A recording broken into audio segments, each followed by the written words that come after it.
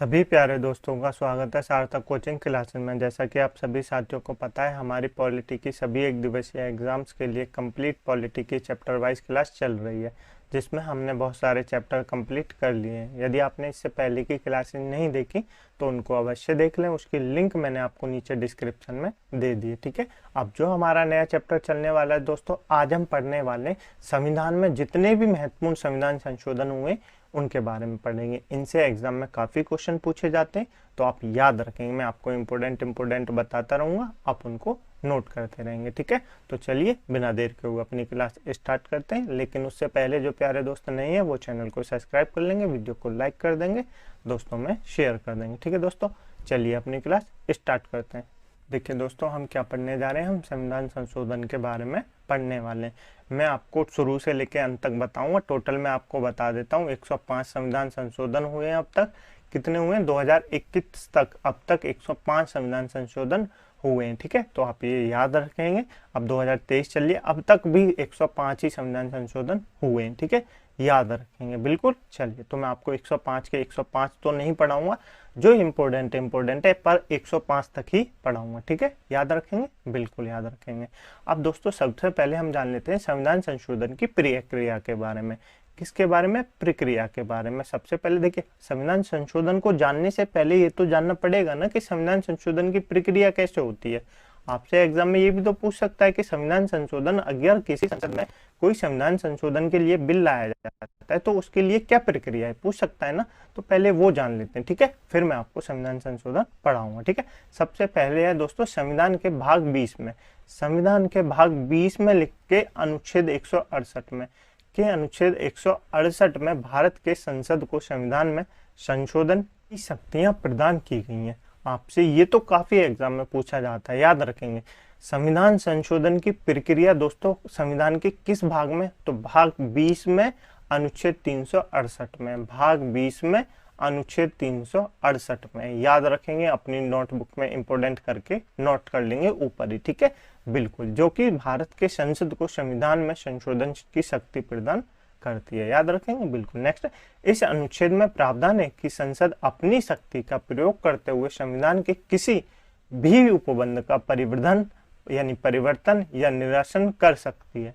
इस अनुच्छेद में संशोधन की निम्नलिखित प्रक्रियाओं का वर्णन किया गया है। ठीक है, तो याद रखेंगे, बहुत सारी प्रक्रियाओं के बारे में बताया गया है, वो हम जान लेंगे। ठीक है, कि पहला पॉइंट है, संविधान के संशोधन का आरंभ संसद के दो सदन होते हैं। पहला सदन क्या होता है? लोकसभा होता है। दूसरा सदन क्या होता है? राज्यसभा होता है।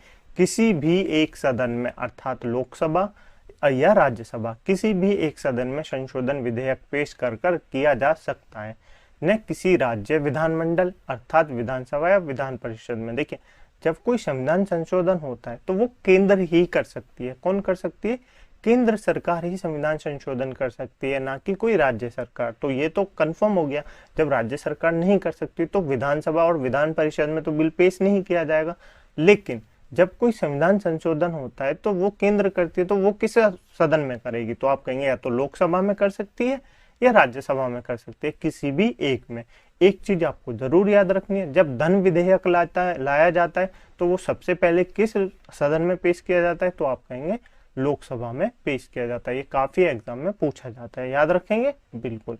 नेक्स्ट है, संविधान संशोधन विधेयक को किसी मंत्री या किसी भी संसद द्वारा पेश किया जा सकता है और इसके लिए राष्ट्रपति की पूर्व स्वीकृति आवश्यक नहीं है। मतलब जब कोई संविधान संशोधन होता है तो वो विधेयक जो पेश करता है वो किसी भी मंत्री या संसद के द्वारा, सांसद जो होते हैं उनके द्वारा पेश किया जा सकता है। उसके लिए राष्ट्रपति की स्वीकृति की आवश्यकता नहीं है। ठीक है, याद रखेंगे, बिल्कुल।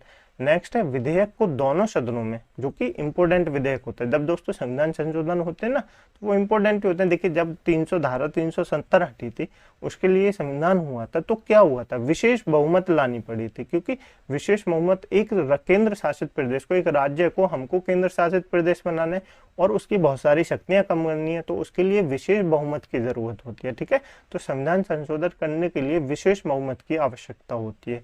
2/3 अथवा 66% से पारित करना अनिवार्य है। देखिए 100 व्यक्ति हैं क्या दोस्तों, 100 व्यक्ति हैं और 100 का 2/3 कितना होता है, तो आप कहेंगे लगभग 66% के समथिंग होगा, लगभग 66% के समथिंग होगा।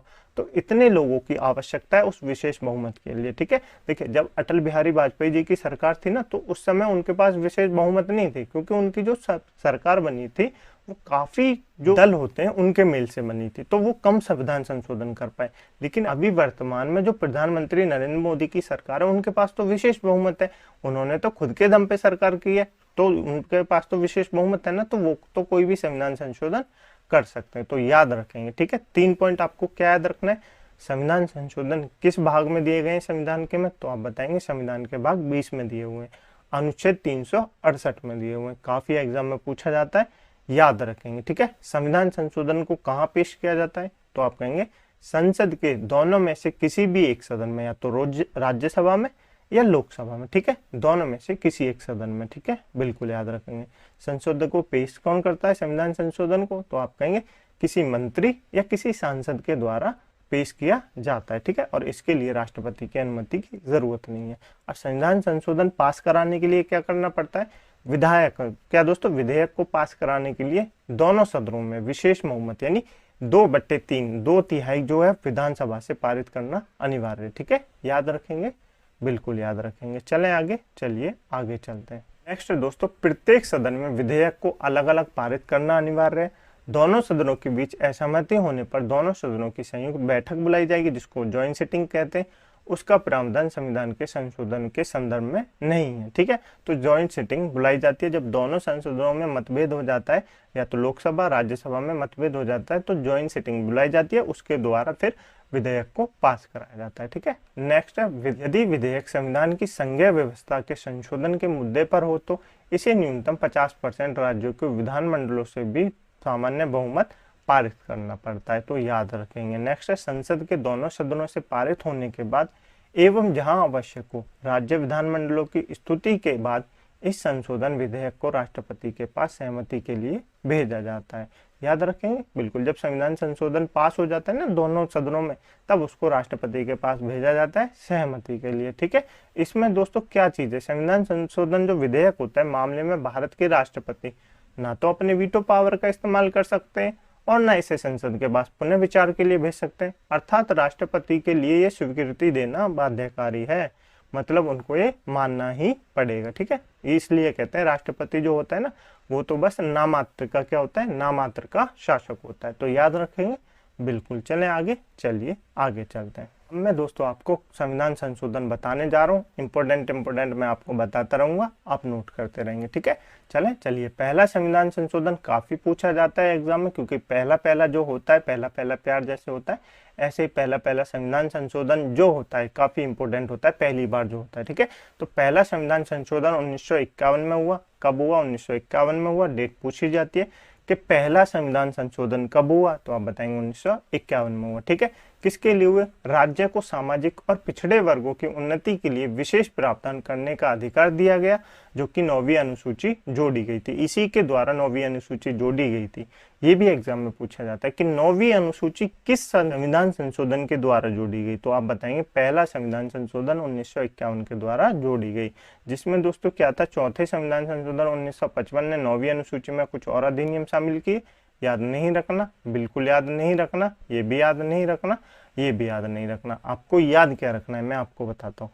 पहले संविधान संशोधन अधिनियम 1951 के द्वारा 9वीं अनुसूची जोड़ी गई, जो कि भूमि सुधार से संबंधित थी। 9वीं अनुसूची किससे संबंधित है, भूमि सुधार से संबंधित है। ये याद रखेंगे, बस इतना याद रखेंगे, बिल्कुल इतना आप अपनी नोटबुक में नोट कर लीजिए। चलिए नेक्स्ट है दूसरा संशोधन अधिनियम, दूसरा संविधान संशोधन अधिनियम, जो कि 1952 में हुआ। बिल्कुल याद नहीं रखना, एग्जाम में नहीं पूछा जाता। ठीक है, चलिए आगे चलते हैं। नेक्स्ट है 7वां संशोधन अधिनियम 1956, ये पूछा जाता है। ठीक है, 2 या 2 से अधिक राज्यों के लिए एक सामान्य उच्च न्यायालय रखने का प्रावधान पेश किया गया, किसके द्वारा, 7वें संशोधन अधिनियम 1956 के द्वारा। जैसे हरियाणा और पंजाब के लिए एक ही हाई कोर्ट है और वो कौन सा है, चंडीगढ़ हाई कोर्ट, ठीक है। तो इसीलिए जो 7वां संविधान संशोधन अधिनियम 1956 है, इसी के द्वारा ये प्रावधान लाया गया था, ठीक है। बस इतना याद रखेंगे। नेक्स्ट है 9वां संविधान संशोधन, काफी एग्जाम में पूछा जाता है, 1960 में हुआ था। पाकिस्तान के साथ एक समझौते के परिणाम स्वरूप भारतीय क्षेत्र में समायोजन, जो भारत पाक समझौता 1958 में हुआ था, ठीक है। बेरुबारी संघ, जो कि पश्चिम बंगाल के भारतीय क्षेत्र को पाकिस्तान को सौंपा गया था। बस इतना याद नहीं रखना, इतना याद रखना 9वां संविधान संशोधन अधिनियम कब हुआ, तो आप बताएंगे 1960 में हुआ, ठीक है। नेक्स्ट है 10वां संशोधन अधिनियम 1961, काफी एग्जाम में पूछा जाता है। 10वां संशोधन अधिनियम 1961 दादर नागर हवेली को केंद्र शासित प्रदेश के रूप में भारतीय संघ में शामिल किया गया, ठीक है। पहले केंद्र शासित प्रदेश नहीं थे, तब दादर नागर हवेली को 10वें संशोधन अधिनियम 1961 के द्वारा शामिल किया गया केंद्र शासित प्रदेश के रूप में। याद रखेंगे, बिल्कुल याद रखेंगे। चलें आगे, चलिए आगे चलते हैं। नेक्स्ट है 12वां संविधान संशोधन अधिनियम।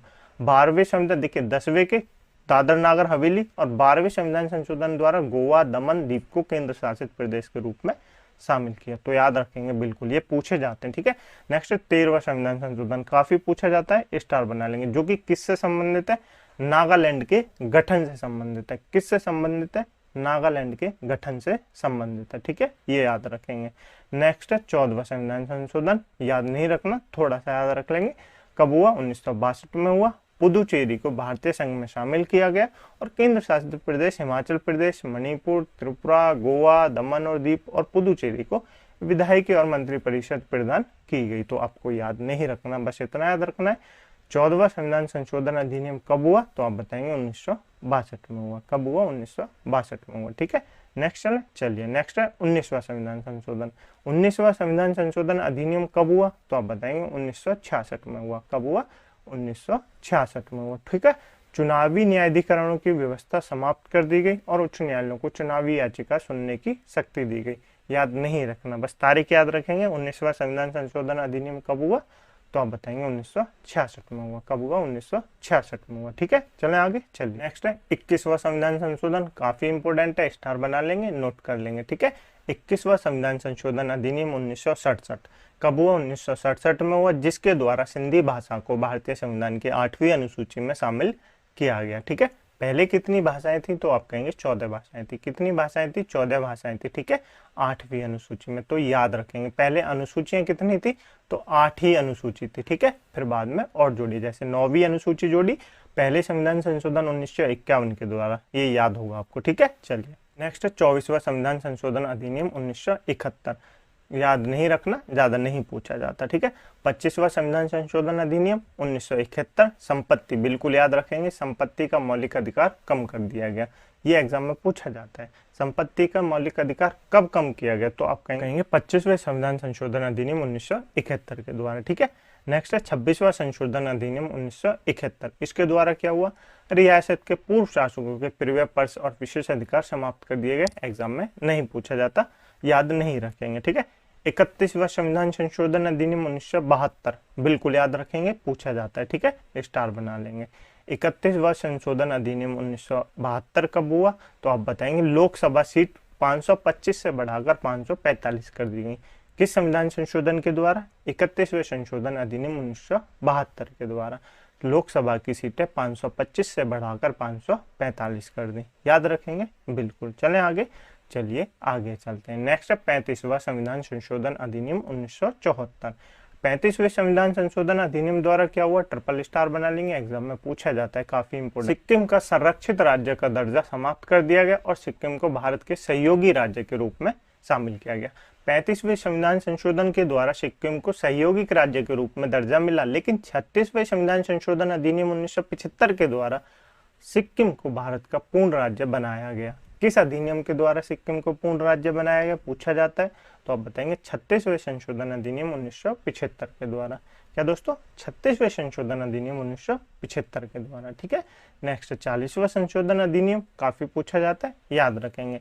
संसद को समय समय पर भारत के क्षेत्रीय जल महाद्वीप, ये या नहीं पूछा जाता, याद नहीं रखेंगे, ठीक है। चलें आगे, चलिए नेक्स्ट है 42वां संशोधन, 5 स्टार बना लेंगे, काफी एग्जाम में पूछा जाता है, इससे तो संबंधित बहुत सारे क्वेश्चन पूछे जाते हैं, मैं अभी आपको बताऊंगा। ठीक है, कब हुआ सबसे पहले तो ये याद रखना है, 42वां संशोधन अधिनियम 1976। 42वां संविधान संशोधन 1976 कब हुआ? 1976 में हुआ, याद रखेंगे बिल्कुल। देखिए 42वें संविधान संशोधन अधिनियम को क्या कहा जाता है, पहले आप ये बताएंगे तो आप कहेंगे लघु संविधान भी कहा जाता है। क्या कहा जाता है? लघु संविधान भी कहा जाता है, ये मैं आपको पहले ही बता चुका हूँ। ठीक है, ये याद रखेंगे, मिनी कॉन्स्टिट्यूशन भी कहा जाता है। 42वें संविधान संशोधन अधिनियम 1976 भारतीय संविधान के सबसे महत्वपूर्ण संशोधनों में से एक है। इसे तत्कालिक इंदिरा गांधी की अध्यक्षता वाली भारतीय राष्ट्रीय कांग्रेस द्वारा अधिनियमित किया गया था। इस अधिनियम द्वारा भारतीय संविधान में बड़ी संख्या में संशोधन किए जाने के कारण इसे लघु संविधान भी कहा जाता है। क्यों कहा जाता है? क्योंकि इसी संविधान संशोधन के द्वारा संविधान में बहुत सारे परिवर्तन किए गए, बहुत सारे संशोधन किए गए, तो याद रखेंगे, इसलिए इसको लघु संविधान कहा जाता है। ठीक है, विशेष 42वां संविधान संशोधन अधिनियम 1976, क्या दोस्तों? 1976, जिसे संविधान अधिनियम 1976 भी कहा जाता है, याद रखेंगे, बिल्कुल याद रखेंगे। चले अब मैं आपको बताता हूँ क्या क्या संविधान संशोधन हुए थे 42वें संविधान संशोधन अधिनियम के द्वारा। ठीक है, ये मैं आपको बताता हूँ। सबसे पहले प्रस्तावना इंपोर्टेंट है। प्रस्तावना में संविधान संशोधन कब हुआ? तो आप बताएंगे 42वें संविधान संशोधन अधिनियम 1976 के द्वारा प्रस्तावना में संशोधन हुआ, और उसमें संप्रभु, लोकतांत्रिक, गणराज्य शब्दों के स्थान पर संप्रभु, समाजवादी, धर्मनिरपेक्ष, लोकतांत्रिक, गणराज्य शब्द प्रतिस्थापित किए गए। ठीक है, देखिए पहले क्या थे? पहले संप्रभु था, लोकतांत्रिक थे, गणराज्य थे। फिर आपसे पूछेगा कि प्रस्तावना में जो संशोधन हुआ उसके द्वारा कौन से शब्द जोड़े गए, तो आप कहेंगे धर्मनिरपेक्ष जोड़ा गया, समाजवादी जोड़ा गया, ये 2 शब्द जो है, ठीक है, और ये 2 शब्द जोड़े गए। ठीक है, याद रखेंगे। राष्ट्र की एकता शब्दों के स्थान पर राष्ट्र की एकता और अखंडता, अखंडता भी शब्द जोड़ा गया था, याद रखेंगे, बिल्कुल। नेक्स्ट है 7वीं अनुसूची, जो 42वें संविधान संशोधन 1976 के द्वारा जोड़ी गई, जिसमें 5 विषयों को राज्य सूची से निकाल के समवर्ती सूची में डाल दिया गया। कौन कौन से विषय थे? शिक्षा थी, जंगल था, बांट एवं माप थे, जंगली जानवर और पक्षियों का संरक्षण था, और न्याय का प्रशासन था। ठीक है, तो याद रखेंगे, बिल्कुल याद रखेंगे, बिल्कुल। नेक्स्ट है अनुच्छेद 51A। अनुच्छेद 51A किसके द्वारा जोड़ा गया? 42वें संविधान संशोधन अधिनियम 1976 के द्वारा जोड़ा गया, जिसमें नागरिकों के लिए 10 मौलिक कर्तव्य जोड़े गए थे। ठीक है, याद रखेंगे, बिल्कुल याद रखेंगे। कौन सी समिति पे? सरदार स्वर्ण सिंह समिति के सिफारिश पर। तो ये पूछा जाता है मौलिक कर्तव्य किस किस समिति के सिफारिश पर जोड़े गए, तो आप बताएंगे सरदार स्वर्ण सिंह समिति की सिफारिश पर जोड़े गए थे, याद रखेंगे, बिल्कुल याद रखेंगे। चलें आगे, चलिए आगे चलते हैं। और संसद में भी दोस्तों कोई संशोधन हुआ, राष्ट्रपति को कैबिनेट की सलाह के लिए बाध्य बनाया गया, याद नहीं रखना। कानून और व्यवस्था के परस्पर, ये याद नहीं रखना, संसद वाले ये नहीं पूछा जाता। हाई कोर्ट वाला याद रखेंगे। हाई कोर्ट की न्यायिक स्थितियां उच्च न्यायालयों की न्यायिक समीक्षा शक्ति को कम कर दिया गया। और डीपीएसपी काफी इंपॉर्टेंट है, आपको याद रखनी है। डीपीएसपी की मौजूदा सूची में 3 नए डीपीएसपी राज्य के नीति निर्देशक सिद्धांत जोड़े गए और 1 में संशोधन किया गया। ज्यादा याद नहीं रखना, बस डीपीएसपी में मतलब 3 जो नए डीपीएसपी हैं वो जोड़े गए थे, बस ये याद रखेंगे। ठीक है, पहला याद रख लेंगे, समान न्याय को बढ़ावा देना और गरीबों को मुफ्त कानूनी सहायता प्रदान करना, ये पूछा जाता है, और अनुच्छेद 39 में है ये। ठीक है, ये पूछा जाता है कि समान न्याय को बढ़ावा देना और गरीबों को मुफ्त कानूनी सलाह देना किस संविधान संशोधन के द्वारा नीति निर्देशक सिद्धांत में जोड़े गए, तो आप कहेंगे 42वें संविधान संशोधन अधिनियम के द्वारा जोड़े गए थे। ठीक है, याद रखेंगे, बिल्कुल याद रखेंगे। ठीक है, नेक्स्ट है 44वां संविधान संशोधन अधिनियम 1978।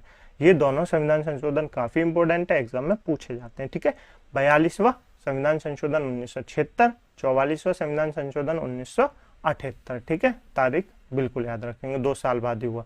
जैसे ऐसे याद रख लेंगे, जैसे 42वां संविधान संशोधन 1976 में हुआ तो उसके 2 साल बाद, और 2 जोड़ देंगे किसमें? 42 में, तो 44वां संविधान संशोधन अधिनियम 1978। ठीक है, बिल्कुल। 44वां संविधान संशोधन एक अधिनियम है जिसे वर्ष 1978 में 45वें संशोधन विधेयक द्वारा संविधान में पेश किया गया था। 1976 में पेश किया गया था। 42वें संविधान संशोधन अधिनियम की शुरुआत के साथ ऐसे कई प्रावधान थे जिन्हें नागरिकों की इच्छा के विरुद्ध संशोधित किया गया था, इसीलिए उन्हें उलट दिया गया। परिवर्तन और राष्ट्र के हितों की रक्षा के लिए 44वें संशोधन अधिनियम को क्रियान्वित किया गया। अब मैं आपको बताऊं क्यों किया गया। देखिए 44वां संशोधन अधिनियम 1978 इसलिए किया गया, जो 42वां संविधान संशोधन 1976 था ना, उसमें कुछ कमियां थी, तो उनको बदलने के लिए इसका अधिनियम किया गया। ठीक है, याद रखेंगे, ज्यादा लोड नहीं लेना। ठीक है, इसके द्वारा क्या क्या किया गया है वो जान लेते हैं। 44वें संविधान संशोधन ने क्या क्या परिवर्तन किए वो जान लेते हैं। ठीक है, पहला, संविधान की मूल संरचना में कोई बदलाव केवल तभी किया जा सकता है जब उन्हें भारत के लोगों द्वारा जनमत संग्रह में बहुमत से अनुमोदित किया गया जाता है, जिसमें कम से कम 91% मतदाताओं ने भाग लिया था। इसे सुनिश्चित करने के लिए अनुच्छेद 368 में संशोधन किया जा रहा है। याद नहीं रखना, ज्यादा इंपॉर्टेंट नहीं है। नेक्स्ट है 1978 के 44वें संविधान संशोधन अधिनियम ने 42वें संशोधन अधिनियम द्वारा किए गए प्रावधानों को उलट दिया, जिसने सरकार को अनुच्छेद 368 द्वारा अपनी इच्छा अनुसार संविधान में संशोधन करने की अनुमति दी थी। इसवें संशोधन अधिनियम ने सरकार की इस अनुचित शक्ति को समाप्त कर दिया है। ठीक है, ये याद रखना है, काफी एग्जाम में पूछा जाता है। 44वें संविधान संशोधन अधिनियम द्वारा ये याद रखना है, बाकी इसमें ज्यादा याद नहीं रखना। संपत्ति के अधिकार को मौलिक अधिकार, जो कि अनुच्छेद 31 के में था, की सूची से हटाकर कहाँ डाल दिया, अनुच्छेद 300A में डाल दिया। कहाँ डाल दिया, अनुच्छेद 300A में डाल दिया। यही काफी पूछा जाता है 44वें संविधान संशोधन से, बाकी याद नहीं रखेंगे कि संपत्ति के अधिकार को मौलिक अधिकार से निकाल के कब अनुच्छेद 301 के तहत कानूनी अधिकार बना दिया गया, तो आप बताएंगे 44वें संविधान संशोधन अधिनियम 1978 के द्वारा। ठीक है, बिल्कुल, बस इतना ही याद रखना है। चलें आगे, चलिए आगे चलते हैं। अब जान लेते हैं दोस्तों 52वें संविधान संशोधन के बारे में, काफी इंपॉर्टेंट है, एग्जाम में पूछा जाता है। दल बदल विरोधी कानूनों का प्रावधान करते हुए नई 10वीं अनुसूची जोड़ी गई। 9वीं कब जोड़ी गई, तो आप बताएंगे पहले संविधान संशोधन अधिनियम 1951 के द्वारा।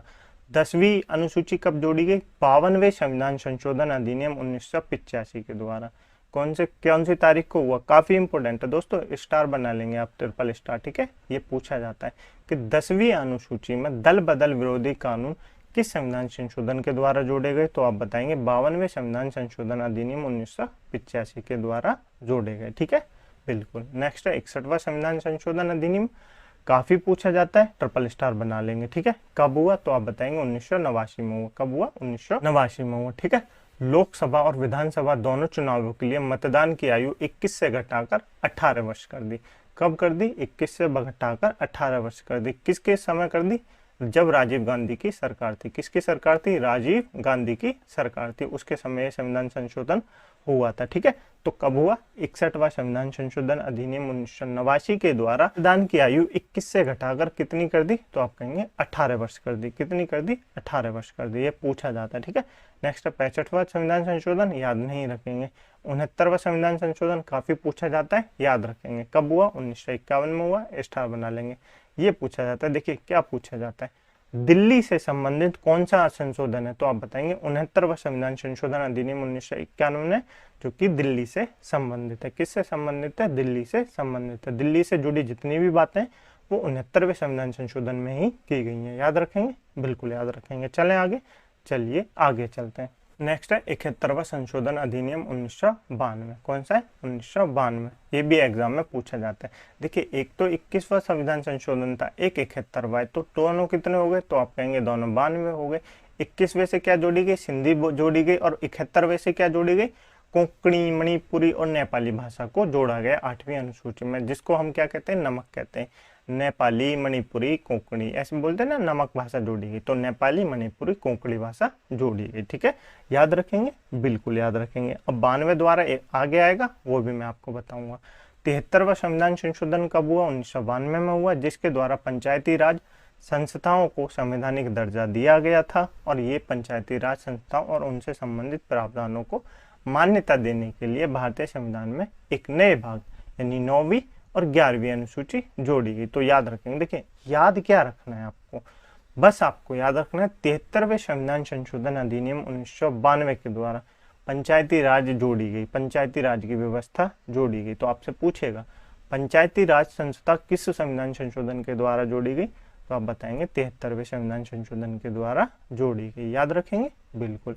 नेक्स्ट 74वें संविधान संशोधन अधिनियम 1992। देखिए 73 के द्वारा पंचायती राज जोड़ी गई, 74 के द्वारा नगर निकाय जोड़ी गई। क्या जोड़ी गई? नगर निकाय, यानी नगर पालिका की जोड़ी गई। याद रखेंगे बिल्कुल। नेक्स्ट है 86वां संविधान संशोधन अधिनियम 2002, काफी इंपोर्टेंट है, याद रखेंगे। क्या इंपोर्टेंट है?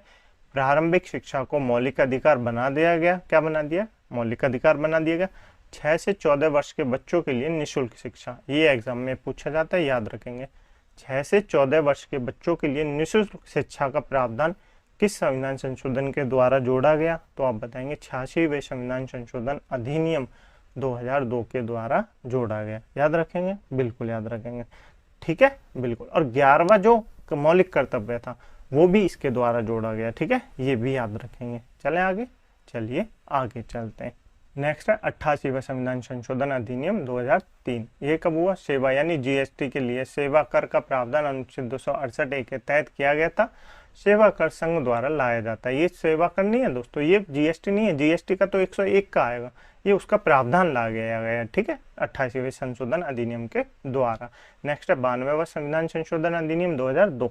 जैसे मैंने आपको क्या बताया, 21वें के द्वारा क्या जोड़ी गई? सिंधी जोड़ी गई। 71वें के द्वारा क्या जोड़ी गई? नमक जोड़ी गई। तो दोनों को जोड़ेंगे 92 हो जाएगा। 92 के द्वारा क्या जोड़ी गई? बाकी जो भाषाएं वो जोड़ी गई।